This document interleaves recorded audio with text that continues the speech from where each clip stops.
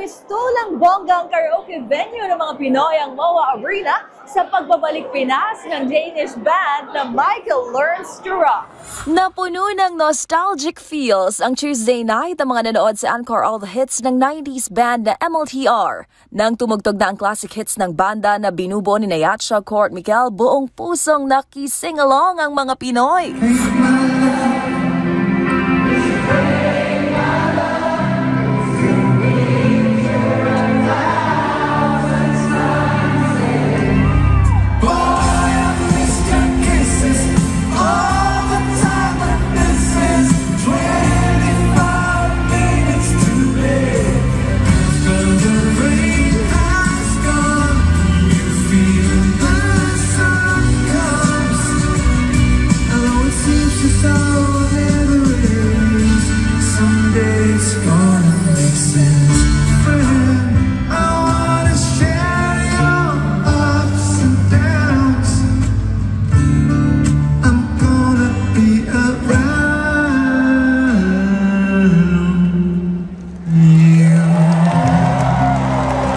Matatandaan, November din noong nakaraang taon ang huling magtanghal sa MOA Arena ang Michael Learns to Rock bilang bahagi naman ng kanilang Take Us to Your Heart Tour. Manila, Manila, Manila.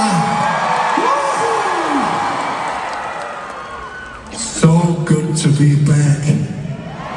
Very nostalgic. Nakakaya kasi most of the songs na pinay nila were the songs from my high school years eh. Ang office mates namang sina Lorena, Gemma, Christy, Telma at Carmina. We enjoyed much. Enjoy kami lahat. Enjoy mo, senior. Game na game rin sumampol. Paint my love. You should paint my love. This is a picture of town and sunset. Present din sa MLTR concert ang mag-asawang Bot at Chris mula Valenzuela. We really enjoy listening to the music. Masaya kami. Yeah. It's my birthday gift to my wife. Ano bang favorite performance? Parang obvious. Yeah, Obvious. Ito kasi yung genre nung nagsistart yung relationship namin.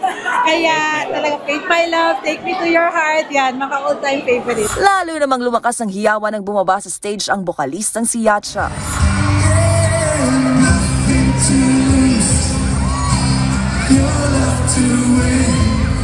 Bago ang MOA Arena concert, unang nagtanghal sa Davao City, Cebu at Bacolod ang trio. At bukas, November 20, mga harana naman sila sa Cagayan de Oro City.